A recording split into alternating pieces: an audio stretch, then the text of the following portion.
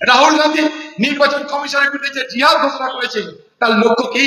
যে মানুষের ভোটের অধিকারকে সুরক্ষিত করো, সে হিন্দু হোক, মুসলমান হোক, দলিত হোক, ভোটের অধিকার সুরক্ষিত করো। কারণ বিহারে আমরা দেখতে পেয়েছি যে যাদেরকে নাম বাদ দেওয়া হয়েছে বেছে বেছে, তাদের মধ্যে মূলত তারা কারা?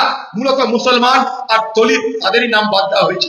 এমনও হয়েছে যে একটা জায়গায় বিজেপি জিতছে, সেই জিতার পিছনে কারণ একটাই, সেখানকার ভোটার নাম কেটে দেওয়া হয়েছে। কোথায় হয়েছে?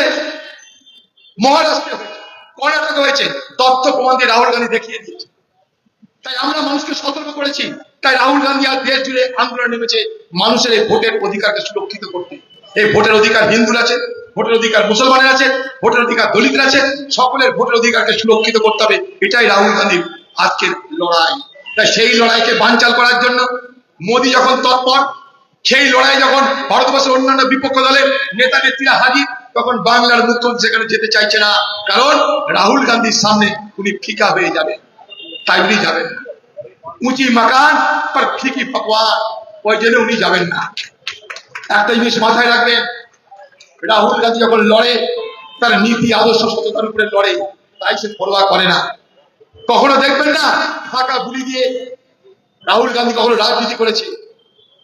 বাংলার মানুষকে বারবার ধোঁকা দিয়ে চলেছে আজকের এই সরকার।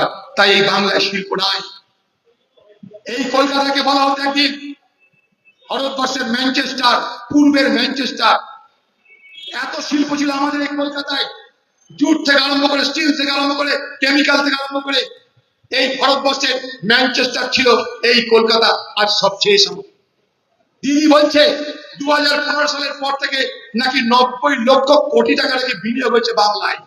আমি না, বাংলার মুখ্যমন্ত্রী বলছি, তার ভাবে 2 বছর আগে বলছি যে পশ্চিমবঙ্গে নাকি বাইরে থেকে এত টাকা এসছে, তার পরিমাণ 90 লাখ কোটি। তা যদি হয়, দিদি সেই টাকাগুলো কোথায় বিনিয়োগ হলো আমাদেরকে জানান।